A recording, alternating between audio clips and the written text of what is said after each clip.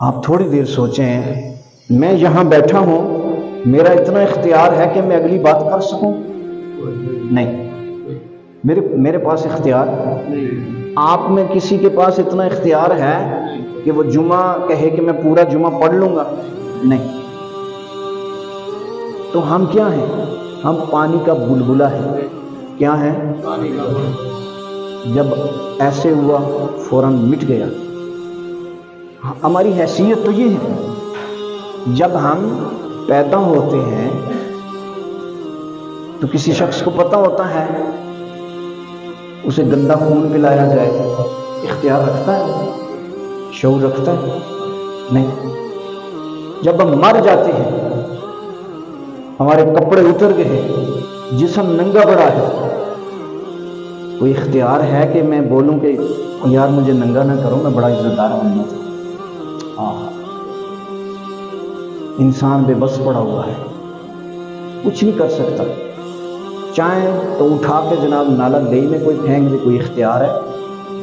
کوئی انسان کہہ سکتا ہے نہیں ایسا میرے ساتھ نہ کرو؟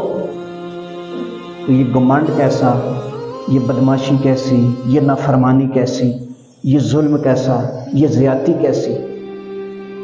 یہی تو فرشتے کہہ رہے تھے نا جب رب کائنات نے فرمایا وَإِذْ قَالَ رَبُّكَ لِلْمَلَائِكَةِ إِنِّي جَاعِلٌ فِي الْأَرْضِ خَلِيفَةً، اللہ رب العزت نے جب قال کہا، اللہ رب العزت نے کہ میں زمین پر اپنا نائب اور اپنا خلیفہ بنا کے بھیجنا چاہتا ہوں، تو فرشتوں نے عرض کیا قالوا تجعل فيها من يفسد فيها ويسفك الدماء، ایسے شخص کو دنیا میں خلیفہ بنا کے بھیج رہا ہے جو جھگڑا کرے، فساد کرے، برائی کرے، سارے برے کام کرے، زمین پہ جا کے اس کو خلیفہ بنا رہا ہے رب کائنات، حالانکہ وَنَحْنُ نُسَبِّحُ بِحَمْدِكَ وَنُقَدِّسُ لَكَ، اے مالک کائنات ہم تیری تعریف کرتے ہیں، تیری تسبیح بیان کرتے ہیں، ہم صبح و شام تیری ہی تو تعریف کرتے ہیں، اس کو کیوں بنا کے بھیج رہا ہے یہ دنیا میں جا کے تیری نافرمانیاں کرے گا؟ رب کائنات نے وہاں بھی اس بندے کی لاج رکھی، اس بندے کی لاج رکھی۔ بس اس آیت کو جب میں پڑھتا ہوں نا، ما غرک بربک الکریم، یقین جانے شرم آتی ہے، اپنے اعمال دیکھتے ہیں نا تو شرم آتی ہے۔ وہ رب ہمیں کہہ رہا ہے کہ میں کریم ہوں، کرم کرنے والا ہوں، سارا کچھ تجھے دینے والا ہوں، پھر بھی رب سے مغروری کرتا ہے۔ کیوں مغروری کرتا ہے؟ مغروری کر کے کب تک مغروری کرے گا؟ 30 سال، 40 سال، 50، 60، 60، 70، 80، 90 سال، اس کے بعد تیری مغروری ساری ختم ہو جائے۔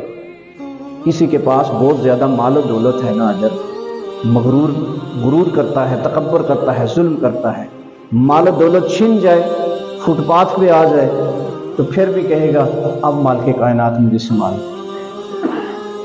مجھے جب بھی کوئی پرابلم ہوتی ہے، یا آپ میں سے جب بھی کسی کو کوئی پرابلم ہوتی ہے، بیماری لگتی ہے، گھر کے حالات خراب ہو جاتے ہیں، اولاد بیمار ہو جاتی ہے، بیوی بچے بیمار ہو گئے ہیں، والدین بیمار ہو، کسی بھی آزمائش میں پڑتے ہیں تو یاد کس کو کرتے ہیں؟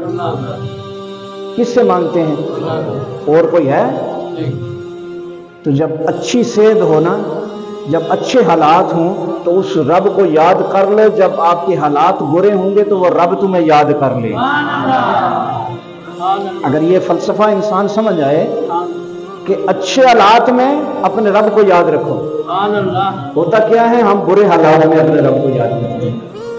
جب اچھے حالات میں اپنے رب کو یاد کرو گے نا، جب برے حالات آئیں گے نا تو صرف اتنے کہو گے مالک کائنات اچھے حالات بھی تو نے دیے تھے، برے بھی تو نے دیے، پھر بھی رب کائنات سنبھال لے۔